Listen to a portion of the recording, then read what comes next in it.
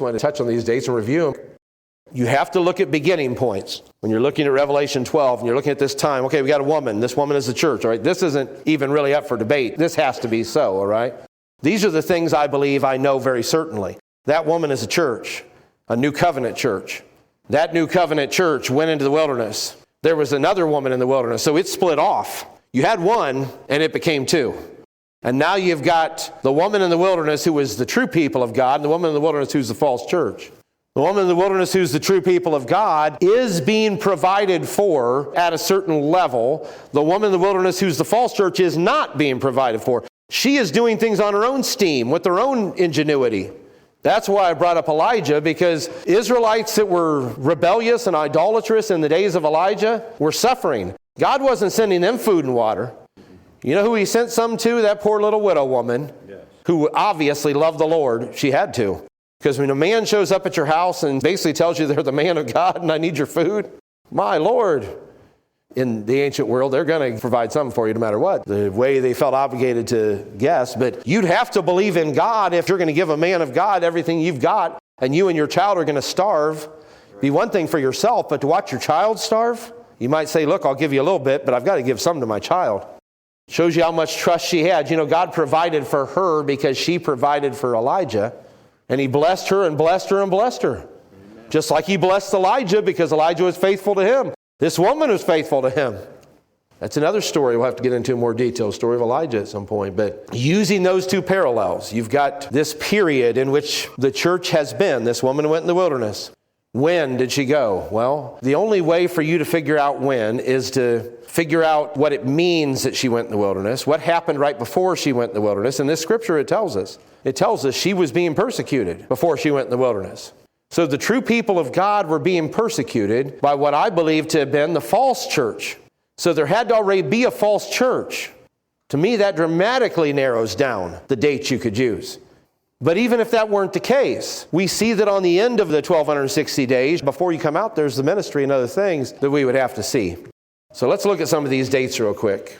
By the way, Brother Jim and I were talking about this. We just talked for a few minutes today on the phone. This is an exact period. I don't want any mystery about that. This is not some round number. If God said a millennia, that's 1,000 years, you might say, maybe it's 990. I said this last time, I think. Maybe it's 1,005. You know, he just meant generally about 1,000 years. This is a very specific amount of time. This isn't 1,200 years, and it's approximate. It's 1,260. So whatever you find on the front end that looks like, well, that's when the church must have gone in the wilderness, you have to be able to add 1,260 to it and find a date that looks like something really significant happened. And if it's the church going into the wilderness at the beginning of the 1,260 years, then whatever happens at the end would have to be something significant about the church coming out of the wilderness, wouldn't it? Isn't that the point in Elijah's story? As well as in Revelation 12. So there's a number of different possibilities for this, and I listed a bunch of them when we went through it with the brethren overseas. I'm going to just pick out a few and show you why someone might believe these real quickly. That may be all we'll do tonight, but from 325 AD, some people believe the Council of Nicaea, because that, of course, is when they begin the process of corrupting the concept of the Godhead. But if you add 1,260 years to 325, you're going to get up to 1585. You'd be in the time of the Reformation, so someone might say that's the date. Church went in the wilderness at the Council of Nicaea. They came out in the late part of the Reformation. I could see why someone would argue that, but there's problems with that. Number one, the woman's being persecuted before she goes into the wilderness. Persecuting the church. Rome was, but I don't think it's talking about Rome. The devil and his angels is not talking about the Roman Empire. That is a spiritual group. So there are some spiritual individuals. I think there's the devil behind it. You might say his angels in the sense of celestial beings, but I think it was a ministry that had begun to develop that had the spirit of the devil and that he was using to influence that day. So you'd have to see some of those things. Then I mentioned 380 when they made the Edict of Thessalonica. By the way, this is far more significant than what happened in the 530s with Pope John II, when he was complaining, I'm not getting enough credit. And the emperor at that time said, I'll tell you what, we'll make a decree. That was in 533 that decree was made. I'll come back to that history. But this was far more extreme than that. He basically just made a statement about him. That's all he said. Back here in 380, they said, if you are not going to obey, you're going to be forced to obey. We expect everybody to follow this view of the Godhead. Then they followed it up in 381, or some historians think it was 383, with that first Council of Constantinople I talked about. 381 is the most commonly believed date. Some historians think it was 383, Brother Larry. Some people think it lasted a couple years. There's all kinds of controversy there, but it was around 381 is when I think is the most likely date. But if you take that forward, you're going to get up to the 1640s. You might argue, well, that was during the Reformation. True. But remember, this is exactly 1260. So this end of the 1260-year period, something would have to happen very significant that year, I would think, wouldn't you? Or right after that. But it's not anything massively significant that was occurring. But as I said, that'd be a far more significant one for several reasons. Not only because the force with which they made that decree, but also because in 380 it began to become a crime. The very first Christian that was persecuted by the formal Christian church occurred right after that. One of their bishops, they executed. Now it's complex why, but they executed him because of this law. They said, all right, we're allowed to execute people now. We're allowed to kill people if they don't agree with the standard views. And so they took his life. Later, they tried to excuse the Pope, and I think it was Ambrose of Milan, who both excommunicated the guy that was the witness against him to try to look like, well, it shouldn't happen. But the church, at that point, began to persecute its own. There were fights between churches, had differences. But I mean, there was one church that had the authority, and it started to persecute anyone who questioned its authority. That happened in the 380s. That is a significant move forward in terms of a major event. But again, if you counted 1260 years from there, I don't see anything that I think would justify it coming to an end in 1260 years. Probably the most dramatic statement that was ever made about any of the popes was made in 445, almost 100 years before what the Adventists think the time was in 538. It was a similar situation. You had a pope who didn't appreciate the people weren't doing what he was telling them, and he was trying to tell them how to do certain things, and he was always meddling in people's business in terms of the rulers and things, and he wasn't being listened to, so he complained. I'm purposely going through this fast. I went into all this in a lot of detail, gave you all the details on the podcast, so I'm just giving a quick, brief overview. He complained, and when they made the declaration about him, they not only made the declaration that he's the supreme pontiff, he's the great bishop, he's the Roman Church is the church. They also said if any bishop is called to Rome by the Roman bishop and doesn't answer the summons, whoever is the governor in that province is required to get him and move him to Rome, forcibly extradite him. Nothing had ever been done like that. And that's so far beyond anything that happened in the 530s. If you're going to look for a significant date where you think, well, it must have been something, I could see why someone would come up with that particular date. I'm not claiming this is the case. I don't believe it is. But that would end in 1705, and the only thing I know that was going on in 1705, he was too young to be this significant. But anybody have a guess of who was born in 1703? Very significant person for us, because what he started in many ways is what became the precursor of the Pentecostal movement. John Wesley was born in 1703. And not long after that, of course, when he grew up, the holiness movement began to occur. The Great Awakenings began to happen. So a lot of major significant things happened, but 1705, if you're going to go exactly 1260 years, I don't think you'd find a real significant point there. So let's jump ahead to the whole 530s issue. I'm going to really quickly go through that. If you want to hear all my reasons, I went through them on the podcast. But 533, another declaration was made. It had been made several times before this in history. It was not the first time this had been made, and it was not even the most dramatic time. I just gave you 445, which was much more dramatic when you're threatening people. The Pope was once again called upon, will you defend me? They're not giving me enough respect. Pope John II. And he appealed to Justinian, who was the emperor in the East at that time, and he basically said, look, they're not giving me enough respect. So Justinian made a decree in 533. The Adventists start their 1260 years in 538. A lot of ministers among us have picked up on that because they read a lot after that in the early days of this body. I do not hold that view for a couple of reasons. I'll give you real quick if you haven't already heard me talk on it. But 533 is when the decree was made from Justinian that the Pope is the head of all the holy churches, the holy Roman churches. Well, it's not like that was that significant. It had been said before and said with much more force than that before. So that's not, oh my, this is the first time anything like that was ever said.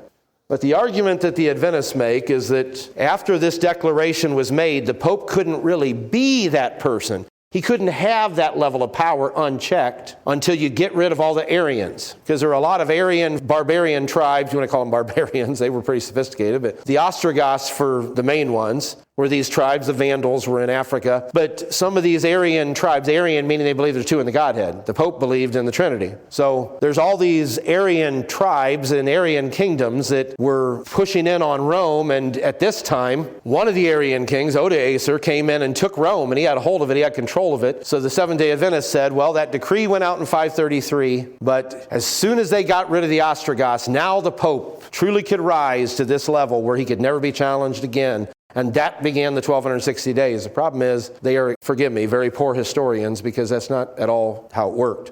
Before we go to that point, if you were thinking it was 533, you'd have to get up into the late 790s, 1793, to come up 1260 years. That would get you right into the time of the Great Awakenings. I can see why someone would say that. Say, well, look, the Great Awakenings, that's the beginning of what really became the Pentecostal movement. So someone I could see why they might make that argument. It's not my position. The first Great Awakening, by the way, was from 1726 to 1760. And then the second started in 1787, went on to about 1825. Third Great Awakening went in the 1920s. Those were the moves that started the holiness movement on into the Pentecostal movement. So they're really significant for us. But did they bring it into the 1260 years? Now, I'm going to put a sideline in here. I did discuss it on the podcast if you didn't hear it already, Brother Eric. But I do personally believe, this will get into some deep water 10 minutes before I'm planning on trying to start wrapping it up. But I do personally believe there may be a 1260-year period for Israel and one for the church. Just like there were different periods like that in the Bible. I went through that in one of the podcasts and explained how the Bible does that. I did not expect anybody to come up with it, Eric. I even mentioned your name specifically when I talked to those brothers. I said, Brother Eric Jones brought this up. And I didn't think anybody would catch this and bring it up. Just before 688 and just after 688, from about 687 to 690, the Dome of the Rock was being built on the Temple Mount in Jerusalem.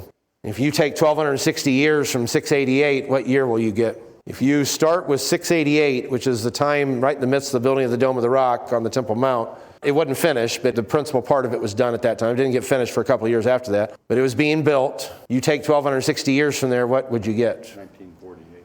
1948 have any significance? That's a major date. May of that year is when Israel got their nation back in a way that is so mind-boggling in terms of the story of history. You have to know it was God. So I personally believe there might be two different 1260-day periods, one for Israel, one for the church. Their 1260-day period might have started when the Dome of the Rock was set there, because that's the greatest blasphemy you could do, really, in Jerusalem. And maybe that's where some of the more mysterious language comes into some of these passages, like the Gentiles trotting the holy city and things. That would fit. Now, there's spiritual applications to that as well, but that's not where I'm going with this. I'm talking about the church now. I did go into that in the podcast and the reasons for it, but I do believe the church has this kind of a 1260-year period. So I said 533 would bring you up into the Second Great Awakening. If you went up 1260 years, I'm not going to spend a lot of time on that. What I do want to touch on real quick is why I do not believe it's 538, because nothing significant happened in 538. If that's your beginning point, because you want it to end in 1798, which is the year that Napoleon took Rome, his general Baer took Rome, and when his general took the city, they captured the Pope. They asked him to give up the Papal States, which basically a large part of Italy was owned by the Pope. He treated it like a king treats his territory, and it had been given to him by the donation of Pepin back in 754. That's the approximate date. He just treated it like it was his own kingdom. And so Napoleon forced him to abdicate from that position, took it from him, and held him prisoner. And the Adventists say that's such a massively significant event. That's when the power of the Pope ended. So the 538 is when they begin it, because that's 1260 years. The problem is it doesn't match at all historically. 533 is when the decree was made. And then there's a whole series of things that happened right after 533. You can listen to the podcast because it's pretty lengthy. But battles were going back and forth. What happened in 538 was that the Ostrogoths had taken Rome, and then they got kicked out of Rome. And then they came back and besieged Rome. And they're besieging the city of Rome. And the emperor in the east sent his general, this is another B, Belisarius. He sent his general Belisarius to free Rome from this siege. And when Belisarius started coming with all these eastern troops, the Ostrogoths took off. They retreated. That's the only thing that happened in 538. The Ostrogoths retreated. And so the Adventists said, we saw in history that the Ostrogoths were chased away from Rome. That finally let the Pope have rulership over Rome. It did no such thing. Because right after that, they came back. The next Ostrogoth king, Totila, came back and took Rome. And then the battle went back and forth. They were fighting over Rome for several years. By 550, which by the way is 12 years after 538, the Ostrogoths were almost in control of all of Italy. So they definitely didn't get kicked out in 538. It wasn't a watershed moment. It wasn't until 562 that finally the emperor in the east sent another general, and that general finally drove the Ostrogoths out. So if you're going to look for a date, you'd have to say 562, but it doesn't match their 1798. So I do not personally think that that is legitimate. The problem is a lot of Seventh-day Adventist scholars have written books on it, and they present it in such a way that all these momentous events came together in 538. They did no such thing. 538 was a temporary retreat in the middle of a bunch of battles that did not really end for another 24 years later. Besides which, if you're going to use 1798 as your end point, Napoleon took the Pope. Yep, he took his territory. Sure. Stole his rings. I don't know what happened to the rings, but took his rings off his fingers, took his territory, made him a prisoner. Oh, that's so major. Yeah, and about 16, 17 years later, Napoleon was defeated, and all of it just reverted. So if that was such a major event that the church came out of the wilderness because they were freed from the Pope, he had the Papal States back after that. Because later in 1870, King Victor Emmanuel of Italy came in, and he did take it. That's why some people start in, here's another date, I'm trying to do this fast because we're getting close. Some people jump ahead to 610. In 610 is when Muhammad started having his visions and the religion of Islam came to birth. It ties to 1870 perfectly. In 1870 was when Victor Emmanuel's forces came into Rome, and it was much worse than what Napoleon did. They completely took away the Papal States. The papacy since that time has never gotten them back. The closest thing that happened was 1929 when Mussolini made a treaty with the Pope to give him the Vatican City.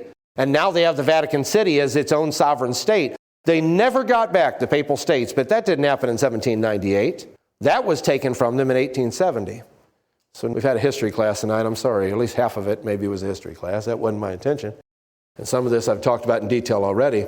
But some people tie some of these events to the 600s with Muhammad and Islam. And now, if we believe we're still in the wilderness, we couldn't have gone into the wilderness till sometime after the 750s, if we're still in it. So if you think we're still in the wilderness, and I do lean pretty heavily towards that belief, now you say, well, how could that be? All these things happened in the 300s. Yep, and that's when the persecutions first began. I think two things had to happen in order for the church to go into the wilderness. I'm not talking about the false church. It was in the wilderness long before the true church. You follow? You need to realize which church we're talking about. One church fell away, but there were people inside that church that fell away that didn't know where else to go, that were holding on to God. That's all they knew. You know, there's people in those churches right now doing the same thing. That's right. They don't know there's anything better. They've never been anywhere where they felt life, and they think this is the best there is. You come in there, and there's a cold, stale, spiritless environment. They preach the word, but it never penetrates the heart or the soul. There's all those things that are missing, but they think this is just what it is. This is what Christianity is. That's not Christianity. There's something better, praise His holy name. Amen. And we have it, but we don't have all of it. And we better be honest enough to say that. We have something better. But we're trying to get what's best. Good, better, best, never let it rest until your good's better. And though we have something better until our better is best. So we want the best. We want to come back to that pure, pristine state the church was in. Are we in it? I don't think we are. Now, some would say the 600s is when it started saying, with Muhammad's preaching or Islam or other things that would bring you now up into the late 1800s, into the 1900s. That ties pretty closely to the time of the Pentecostal movement and to Brother Sauter's work. And I've seen some people for that reason make that argument. They think it was the 600s or so when that count started. There's some things that happened in the 700s. That's when the donation of Pepin happened, where the Pope got the Papal States. That's a pretty big thing when he finally became a civil ruler, basically, and had a kingdom. Didn't happen until the mid-750s. But something very unique happened in 800 AD that I've always thought might have some significance if we're looking for a later date. If, listen to that, big letter I and big letter F. If the 1260 years is still not done, if it's not in the past but we're still in the midst of it, you'd have to get into the late 700s to get out to our day, or else it happened a couple years ago. For it to be in the future, did I hear somebody say Charlemagne? Oh, we got some historians in here, don't we? It's an easy one to remember. It's real easy to remember this year and date. December 25th, Christmas Day, of 800 AD, Charlemagne became the first Holy Roman Emperor. You know how he became the first Holy Roman Emperor? The Pope effectively crowned him. Now, there's a little more to the story. It was a little more of a tussle than that. But that was what it came down to, is the authority. The Pope was literally establishing a new empire. And from that point forward, if you study church history, the power of that papacy escalated massively. It already had been growing all along, and it had continued to grow. But once you get to that point, there's an escalation in what was going on that led to the Crusades and the Inquisitions and some of these other things that never happened at that scale before that. That started to build to where the church became what it did. So if you're looking for a date that would last beyond where we're at right now, if you think that 1260-year prophecy, we're still in it. It hasn't finished. That would be the most significant date. And if you were to roll that date on upwards, and I'm not trying to set dates when I do this, all right? But you roll up near around 2060, which, by the way, our calendar is off a few years. So you get up around 2060, you are really close to a very significant historical event 2,000 years ago. What happened in 70 A.D.? Titus's armies came into Jerusalem, destroyed the city of Jerusalem. Though Stephen's message is what cut Israel off, 70 A.D. was when the time started of their judgment. And I personally think that the 2 days that are being talked about in Hosea 6, when he says, 2 days, in the third day I'll raise you up. I think that's 2,000 years Israel's going to be under judgment, which would not surprise me if 2070 or thereabouts, a few years off because of the calendar, might be very close to the time God moves into the next phase. And if it's a few years before that the church would be restored, it would fit into the 1,260 years if you started around 800. Now that is a theory. I'm not telling you that's right. I'm telling you, I personally, presently, the Lord can change my mind on it. He's changed my mind on things before. I personally, presently believe we are still in the wilderness. The woman that's in Revelation 17 and 18 is never coming out. She's going to die in the wilderness. If you were part of that woman, part of that group, you don't have to die with her. That's why Revelation 18:4 says, come out of her, my people, and be not partakers of her sins, because her sins have mounted up to heaven. God's getting ready to bring great judgment on that harlot, that false religious. It's not just false religion, though, in the sense of something that's pagan religion. It's paganized Christianity. It's pseudo-Christianity. It's nominal Christianity. And her daughters are going to be judged with her, so we don't want to be one of her daughters. See, you can either be a daughter of that harlot, that was the church that fell away and is going to die in the wilderness. That church went in the wilderness long before the true people of God. They just carried them along with them, basically. Right. But people started fleeing that church, and I'm trying my best not to set a date, even though that I got close on that one, and again, it's a theory. You start looking at what was going on in the 600s, 700s, 800s, and some of the people that were starting to break free from the Catholic Church and fleeing out of there. You'll find it pretty interesting stories start at that point, where people are fleeing out of that system that really start to build momentum about 500 years later with Wycliffe in the 1300s, and then Luther and others in the 1500s that start breaking loose. But people were doing that a few hundred years before that. They were dying for their faith long before the Reformation. So I'd be looking for that too. Because remember, this woman's being persecuted when she goes in the wilderness. So if we're looking for a future date, that's how I would approach it. I'm sounding kind of authoritative about it, and I'm trying not to, because I think this is one of those things that we may get more light on as time goes on. But we can start narrowing it down. There are some things we can look at with a little clearer vision and say, hold on, that is the way some have taught certain things, but it can't be. That can't be right. So we've got to look for something else. So I'm looking for where we're at in this day that we're in right now.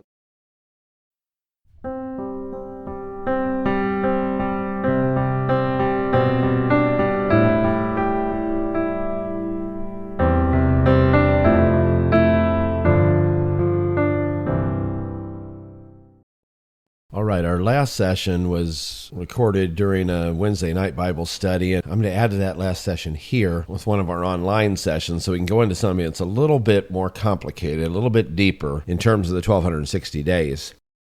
The last session, which is the first half of this podcast episode, I did a review of the traditional dates that some people use as beginning and ending points for the 1260-year prophetic period, and notice that I said traditional beginning and ending points. Part of the problem with the traditional beginning and ending points are they aren't really based on the right biblical time period.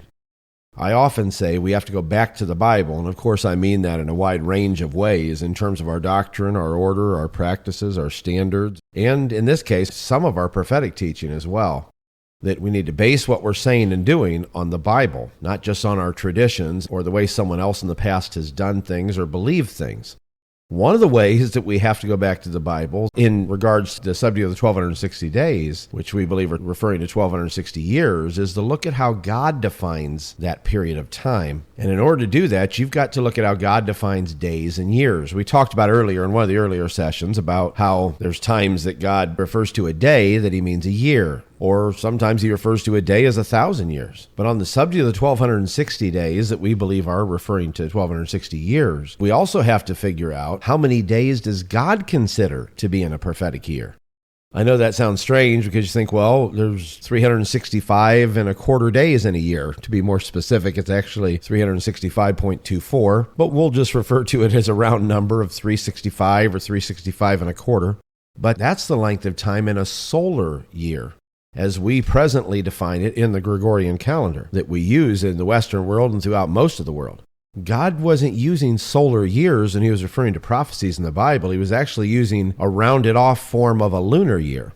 In a few minutes, I will go into that and describe what the difference is because it's pretty significant for the subject of prophecy.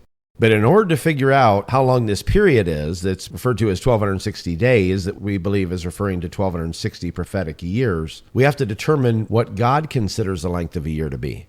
Now again, that might sound very odd to most of our Western ears because a year is a year. Not necessarily. What we call a year in the West is based on the Earth's orbit around the sun. It's the amount of time that it takes for the Earth to orbit the sun, which is where we get the 365.24 days. That's the amount of time it takes the Earth to go around the sun. That's why our calendar is a solar calendar. It's based on the sun. The sun is the object, and it's the amount of time the Earth takes to go around the sun. But that is not the type of calendar that God uses in the Bible. He uses, as I said, a form of a lunar calendar, which has to do with the amount of time that the moon goes around the Earth, which is about 5.25 days shorter every year than the calendar we presently use. Now, that's very important when you stretch it out over a long period of time.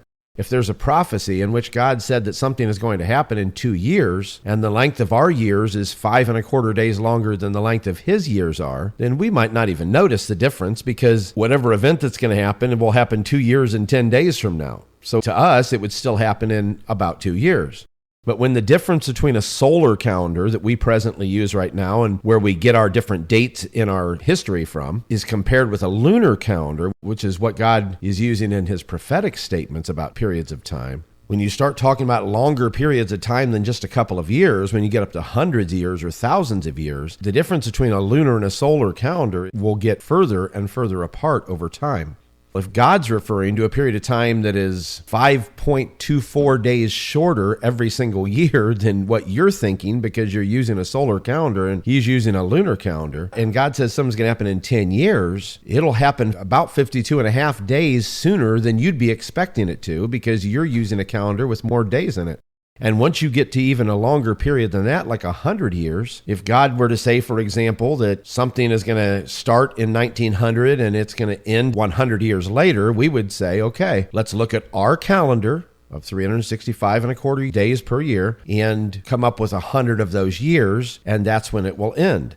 But that'd be wrong because the calendar God is using has 360 days for every year. So when God's calendar reached the end of 100 years, when they're only 360-day long years, it would be 524 days before our calendar, with its 365.25 days, reaches 100 years. Now, that's a little complicated, but it's very important to understand. And once you stretch that out even further and you get to, say, 1,000 years, now you're really in a different category. Let's say there was a prophecy where God said in 1000 AD, something is going to start and it's going to end in 1,000 years. What we would think of as ending in 2000 AD. The problem is our 1,000 years are made up of 5.25 more days every single year than the length of time that God is using for a year. So if we were given a prophecy that in the year 1000 something was going to happen and it would end 1,000 years later, we would assume that that would end in 2000 AD based on our calendar of, again, 365.24 days per year. But God's calendar is based on a 360-day year, which means what we think is going to end in 1,000 of our years, solar years, would actually end in 986 of our years, because our years have, again, 5.25 more days every year than the length of a year God is using. 1,000 solar years that we're used to would take 14 years longer to come to pass than 1,000 lunar years, because lunar years have less days in them. So if you're waiting for 1,000 years to pass and God is using a lunar calendar, 1,000 years according to a lunar calendar would pass in 986 of our years. So if you got the prophecy in 1000 AD and God said in 1,000 years such and such is going to happen, it wouldn't happen in 2000 AD according to our calendar. It would happen in 1986, because a lunar calendar is 14 years shorter than a solar calendar over 1,000 years. I imagine it may seem very confusing, but it's very important to understand, because it is an absolute fact that the amount of days God associates with the length of a year when he's talking about a prophetic year is 360 days. So if God has a prophecy where he says in so many years something's going to happen, we cannot use our solar calendar, and it's approximately 365 days per year, to calculate that time. We've got to use the form of lunar calendar that God uses that has 360 days in a year. Someone looking at just a few years difference between those two calendars will probably say, what difference does it really make? Over the space of a few years, it doesn't make any significant difference. But the kind of prophecies we're talking about are prophecies that are over 1,000 years long. If you're talking about the 1,260 days that we think are 1,260 years, if you're talking about the 2,000-year period we often associate with the time Israel is under God's judgment, those are long periods that if you use the wrong calendar, you're going to get to the wrong end date. If you start in 70 AD, for example, and you say that's when the full judgment of God fell on Israel, and you conclude, as some people do, that there's going to be 2,000 years that they're going to be under that judgment, that'd be simple math for us with our calendar. We'd say 2070 is when that period could potentially end. The problem is that's using solar calendar years, our normal calendar years of 365.24 days, to come up with that 2,000-year period. If the 2,000-year period is actually a period of 2,000 lunar years, then you've got more than 10,000 less days than you would in a solar calendar, which is more than 28 less years. Trying to calculate 2,000 years with our calendar from 70 AD is simple. It'd be 2070. Trying to calculate 2,000 years of God's years that are 360-day years would get you closer to 2041. And that is a significant difference between those two. So that's why it's important that we use the right calendar when we're calculating our years. I intentionally did not do that in going through some of the past dates, because I was just going through the traditional teachings on those and looking at where that would fall in terms of history, in terms of an end date for the 1,260 years based on the different events in history that some people think were the start date for the 1,260 years. But if we're going to be biblical, we aren't going to be able to use those dates because they're not based on the length of days in a lunar year that God is talking about when he refers to years in prophecies in the Bible. By the way, most scholars believe the solar year that we use in our calendar goes all the way back to the Egyptians. It appears that they're the first ones in history that developed a solar calendar. They constructed a calendar that had 365 days in every year. They'd have 12 months of 30 days each, which is exactly how God's prophetic calendar is set up. But they would add 5 days at the year's end. So it'd almost be like having 11 months of 30 days and then 1 month of 35 days. Then in 46 BC is when the Julian calendar was proposed. It takes its name from Julius Caesar. It was created to reform some of the earlier calendars that had been used in the ancient world, especially the earlier Roman calendar. The Roman Empire started using that calendar on the 1st of January in 45 BC, and it became the main calendar that was used throughout the Roman Empire and throughout most of the Western world for more than 1,600 years, until in 1582, Pope Gregory XIII came up with a revised calendar, and that is the calendar the vast majority of the world right now is using.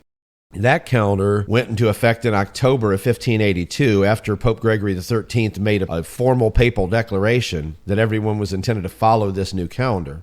There are some technical differences between that calendar and the calendar that was used by the Egyptians or the Julian calendar, but at the heart of it is the idea of getting the calendar to a very precise amount of days for each year based on, as I said a bit ago, the amount of time it takes the Earth to orbit around the sun. And technically, that's 365.24 days. A lot of times we refer to it as 365 days or 365 and a quarter days because it's so close. But technically, it's 365.24. I think it's very interesting that it was a pope of all people who changed the calendar. For over 440 years now, we have all been using the calendar that a pope created, especially when you consider some of the statements that are made in the 7th chapter of Daniel, we believe are talking about that papal office when it says in the 25th verse that he would speak great words against the Most High and wear out the saints of the Most High and think to change times and laws. If that's referring to the papal office as we believe it is, he certainly changed times and laws. In this case, changing the very time that we use in our calendar. Now, those calendars I just mentioned, the Egyptian solar calendar, the Julian solar calendar, or technically it's called a lunisolar calendar for some complicated reasons, or the Gregorian calendar, none of those calendars were instituted by God, and the amount of days in those calendars, 365 and approximately a quarter, do not match the amount of days in the calendar that God is using in the Bible to refer to prophecy. That's a 360-day calendar. That calendar is related, as I said, to the orbiting of the moon around the earth. It takes 27.3 days for the moon to orbit around the earth, and it takes 29.53 days for the moon to reappear in the same position it started in at the beginning of the previous month. So most people refer to a lunar month as about 29.5 days. But when God set up the time period for months in the calendar that the ancient Hebrews used, he averaged that out to 30 days. So anytime God talks about a time period in terms of years or months, he's referring to months that are 30 days and years that are 360 days. So you can see there's a major difference between the solar calendars that have been used throughout the world back to the Egyptians and in our present day and a lunar calendar. The difference is there's 5 to 6 extra days in a solar calendar. It's also interesting to me that a solar calendar makes the sun the object. It's based on the earth orbiting the sun, while a lunar calendar makes the earth the object with the moon orbiting around the earth. It may be, this is just my speculation, but it may be that God used a lunar rather than a solar calendar in part because the sun is not the object to God, the earth is. This is where God is doing his great work of salvation in this universe. And thus, it's the time that our satellite, our moon, takes to go around the earth that God considers a year in relation to the earth. God's calendar may put more emphasis on the earth being the object rather than a star like the sun. So God's calendar that he uses in the Bible is averaged out to 30-day months, which, by the way, is exactly why he talks about 1,260 days as being the same as 42 months or the same as 3.5 years, which, by the way, all by itself disproves the idea that we should be using a 1,260-year period based on our calendar, because the number 1,260 days is equated with, as I just said, 42 months or 3.5 years in the Bible, meaning that you have 3 different witnesses to the fact that these are 30-day months, and thus a year that's 360 days long. It's pretty obvious, but if you have 42 months, the only way for 42 months to be the same as 1,260 days is if each month is exactly 30 days. They couldn't be 42 months with the length of time we have in our months, nor could you have a leap year or anything else. They'd have to be exactly 30-day months. The same would be true when you see these 3.5-year periods, or time times and dividing at times, which is talking about the same thing. That means 3.5 years. And the only way for 3.5 years to come to 1,260 days, every year has to be exactly 360 days. Why is this important? Well, that means that if God gives a time period of 2,000 years for something to happen, he doesn't mean 2,000 solar years. He means 2,000 lunar years, which is a period that's about 28.75 years shorter in time than solar years. I'm not a great lover of math, but unfortunately, I'm going to have to give you some numbers to show you how this works. If you were to count how many days are in 2,000 solar years, the type of years we use in our calendar, 365.24 days in a year, in 2,000 solar years, you'd have 730,500 days. If you were to count how many days are in 2,000 lunar years, where each year is only 360 days, you'd have 720,000 days. So in order to find out what the difference is between a 2,000-year period in the calendar we're using and a 2,000 period in the calendar God is using, you'd have to subtract the 720,000 days in God's calendar from the 730,500 days in our calendar, which would give you 10,500 days. And if you use your math to find out how many years are in 10,500 days based on a lunar year, it's about 28 and 3/4 years, which means 2,000 solar years are going to be 28 and 3/4 years longer than 2,000 lunar years. If you're not able to follow all that, let me put it another way. If God said something is going to happen in 2,000 years and you counted solar years, it would happen in your calendar after 1,971 and a quarter years. Let me put this in another way. If we were trying to get to the 2,000-year anniversary of the time when Jesus died, was resurrected, and the New Covenant Church was established, and we were using lunar years, years that have 360 days in them, like God uses in the Bible, instead of our solar years, and we knew that those events happened around 30 AD, it wouldn't be 2,000 of our solar years from 30 AD, in other words, 2030, that would be the 2,000-year anniversary. It would be 2001 if you make the adjustment from a solar calendar to a lunar calendar. Using another example, if we were trying to figure out what the 2,000-year anniversary of the destruction of the city of Jerusalem and the temple is, and we know that happened in 70 AD, well, if we're using our calendar, which is a solar calendar, and we add 2,000 years to it, that's simple math. It'd be 2070. But the problem is God doesn't use a solar calendar for his calculations. He uses a lunar calendar. So we'd have to correct our date to the lunar calendar, which would take us, instead of to 2070, if we're using lunar years, once again, which are 5.25 days a year less, we would get to 2041 when we'd reach that 2,000-year period.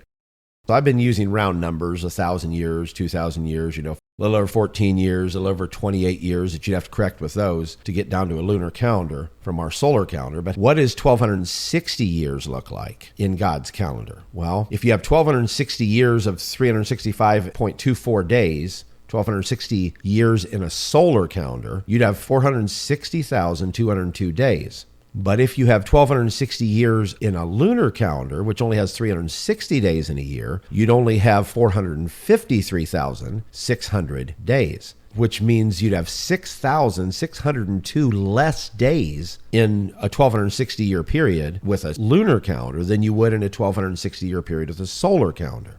Which, to make a long story short, means that if you're using a lunar calendar and you say, how long will 1,260 years be based on the lunar calendar you're using, where there's only 360 days in a year, it will be 18 years shorter than how long it would be for 1,260 years to pass using a solar calendar. That means that if something happened on a certain significant starting date, say 100 AD, and you wanted to get a date 1,260 years later in our calendar, you'd have to actually just go forward 1,241 to 1,242 years to try to match up the events that have happened in our solar calendar with an end date for the 1,260 years. I know that's complicated, and I know it may take you listening to this a few times or studying it out on your own on the side if you didn't follow all that. But rather than to keep reiterating the same point over and over again, I want to go through some of the dates we went through with some of the traditional dating using a solar calendar, which again I do not think is biblical, and apply them to a lunar calendar. What I'm adding to each of these starting dates is 1,241 to 1,242 years for the reasons I've been explaining already. That'll allow us to see where we would end up with a 1,260-year period based on the years we've counted in our solar calendar. So if you started with 100 AD, you'd end up reaching 1341 to 42. There's nothing that I have found that's significant that occurred at that point in history that would look like the church went into the wilderness in 100 AD and came out in the 1340s. The next major date would be the Council of Nicaea, 325 AD. Again, these are ones we talked about already in the first part of this podcast episode where we were talking about the traditional ending dates. But now I'm giving you what I think are the more biblical ending dates. Same beginning points, but with corrected ending dates based on using a lunar rather than a solar calendar. If you took the 1,260-year period and corrected it to a lunar calendar, you'd be going from 325 to 1566 or 67. That was during the time of the wars of religion that were going on in France between the Protestants and the Catholics. They lasted from 1562 to 1598. But that type of warfare was going on throughout that period because of the Protestant Reformation and the conflict that created throughout that part of the world. Though I don't think that there was anything significant enough to mark that the true church was coming out of the wilderness at this time, some of the things going on during that period of time certainly demonstrate how the false church, the Babylonish church, was in the wilderness in a negative sense. July 22nd of 566, Pope Pius V issued an edict that all the prostitutes in Rome and the Papal States were to be expelled. This just shows you how unholy the leadership of that Babylonish church was. After the prostitutes were expelled from Rome and the Papal States, they lost so much tax revenue from them that the Pope reversed his edict and essentially asked them to return. What kind of religious leader would do something like that? And that is pretty standard for the kind of foul things that were going on all through the history of that church with its leadership. The highest leader of the church takes an action that looks like a pretty godly action to get rid of all the prostitutes, and then realizes he's going to lose some money due to the loss of all the tax revenue from those houses of prostitution, and he reverses his edict for the sake of money. Another example is when the patriarch of the Russian Orthodox Church was chosen. The person who had to approve the highest leader of the Russian Orthodox Church was the Tsar of Russia at that time, who was Ivan the Terrible. What does that say about the kind of church that it was if its leader had to be approved and backed up by Ivan the Terrible? There's many other events that happened historically in all these years. I'm not going to go through all of them. I just wanted to give you a couple examples. But one of the things that happened in 7, which would be close to a 1260-day period, again, corrected for lunar years versus solar years, out from the Council of Nicaea, is that Mary, the Queen of Scots, who's also known as Bloody Mary, was forced to abdicate her throne, and she was replaced by her 1-year-old son, who was James VI of Scotland, also known as James I of England, who I imagine most of you know is the one for whom the King James Bible is named. Then one of the other dates that we talked about was the early 380s, 380, 381, 383. If you go forward 1,260 years in our calendar and correct it back to a lunar calendar, you would get into the early to mid-1620s. That was also a time when wars were continuing to go on between the Protestants and Catholics, especially with the Huguenots in France.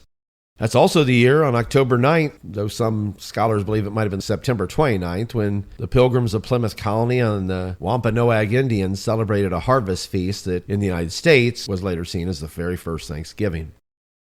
Moving forward to another one of the dates we talked about, 445 AD, if you go forward 1,260 years in our calendar, again, in a solar calendar, and then correct it back to a lunar calendar, that would end up in 1686 or 87. And again, all through that period, there were wars going on with the Protestants and Catholics, the Huguenots, and at this time, even the Waldensians, and others were fighting with the Catholics. But I personally don't feel that that was the church coming out of the wilderness at that point.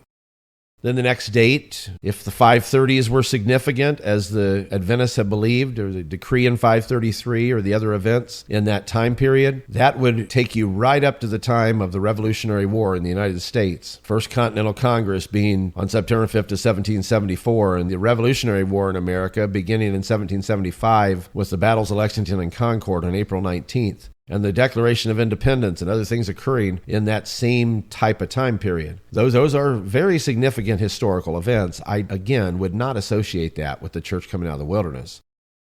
If we move forward to the time of 562 AD, which I told you is the actual time when what the Adventists claim happened in 538 actually happened. It was some 24 years later that the Pope finally really did have control of Rome and the Papal States, and the Ostrogoths were truly driven back. If you took that forward 1,260 years and again corrected it back to a lunar calendar, you'd get out to about 1803 or 1804. 1803 is when the Napoleonic Wars begin, and it's also the year of the Haitian Revolution. November 18th of 1803 at the Battle of Vertières, when the Haitian army defeated the French army sent by Napoleon. And January 1st of 1804 is when the nation of Haiti gained its independence from France. Another interesting thing that happened in 1804 is it's the first time that they estimated the world population had reached 1 billion people. Again, I don't believe any of those things have any great significance in pointing towards the church coming out of the wilderness. That gets us up into the 600s AD. We talked about already, of course, so I'm not going to go into detail, but Muhammad's beginning of the Islamic religion in the early 600s and on through the 600s. There were significant things going on in the history of the church in the late 1800s into the 1900s, of course. There was the Great Awakenings and the Holiness Movement and the Pentecostal movement, on into the time of Brother Sodders and the work that we're doing. But would you argue that the church came out of the wilderness at that time? Well, that depends on what you think has to happen for the church to come out of the wilderness, which I'll come back to in just a minute. But I don't personally think all the things that were necessary for the church to come out of the wilderness happened at that time. By the way, I have heard people use what I believe is a convenient get-out-of-jail-free card approach to the wilderness period of the church by arguing, well, the church started coming out of the wilderness at the end of the 1260 days, and we're still coming out.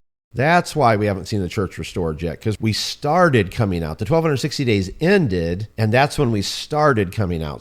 Someone making that kind of argument might say maybe they ended in the 1700s or the 1800s. Maybe they ended in the Reformation period in the 1500s, 14 or 1500s or 1600s. Maybe they ended in the 1700s and the 1800s during the Holiness Movement, the Great Awakenings. Maybe they ended in the days of Brother Sodders. See, you can get very flexible if you think that the 1260 days have that kind of a blurred ending to them, where when they ended, they didn't really end with anything that was distinct. They just ended as the church beginning to come out of the wilderness. And it might take hundreds of years for them actually to get out of the wilderness. Forgive me for those who believe that, but I do not agree with that kind of interpretation, because it absolutely does not fit with the biblical description of what's going on during the time of the wilderness period. There's very distinct things going on that completely end. They don't have an overlap. They completely end when the wilderness period ends. Like the fact that there was no rain during the time of Elijah, and there was rain at the moment that period of 1260 days ended.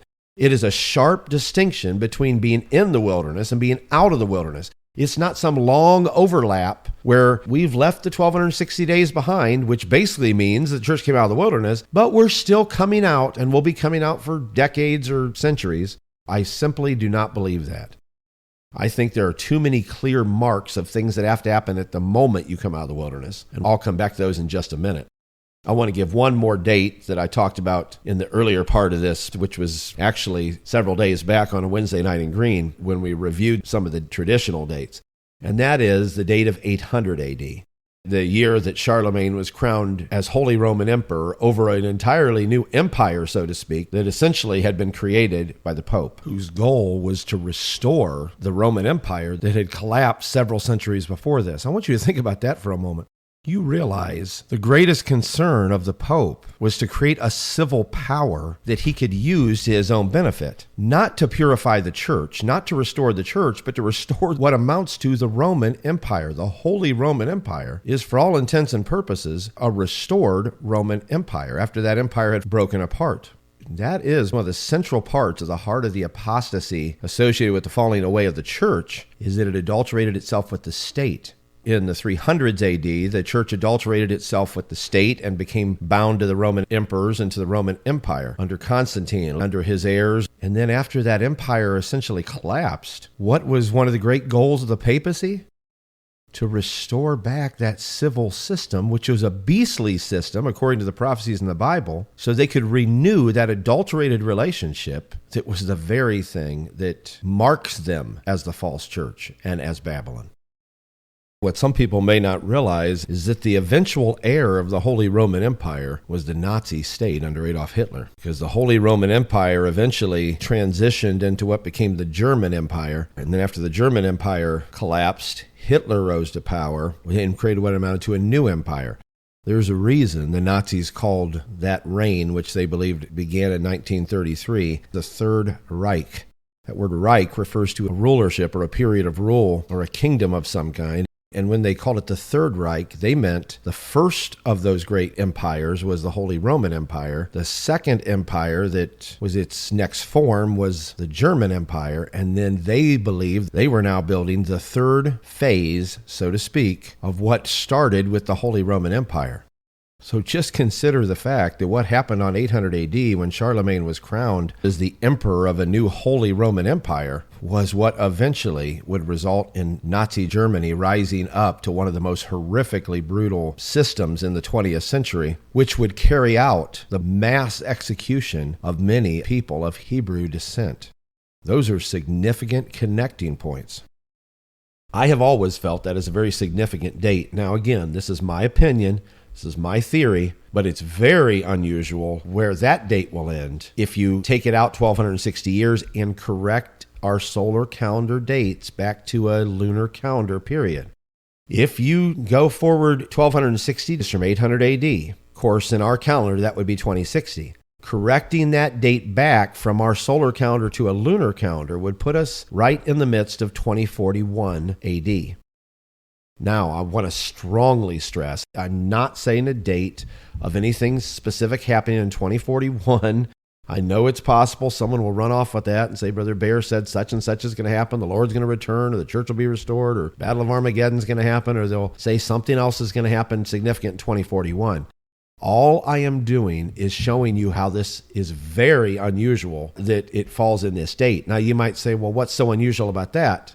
You're choosing 800 AD to come to that date. Well, I have felt like 800 AD was a very significant date for some time. And when I looked at the traditional dates, I saw that it went up to about 2060. And I assumed that if that were an end period, it may be an end period right before the 2,000 year anniversary of 70 AD, which would be 2070. But all of that's based on our solar calendar.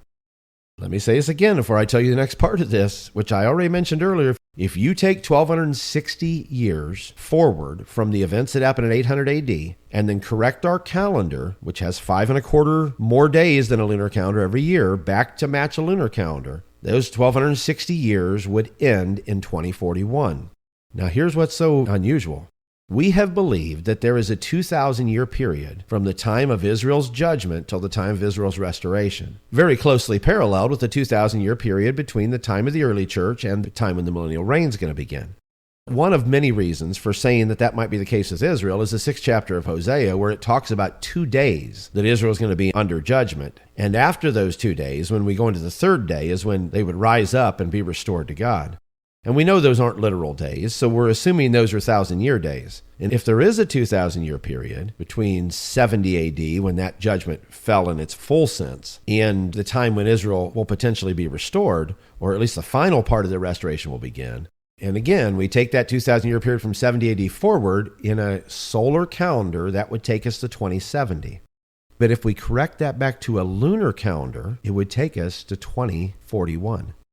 2,000 lunar calendar years from 70 AD is our solar calendar year, 2041. And 1,260 lunar calendar years is our solar calendar year, 2041. To me, that is exceptionally interesting.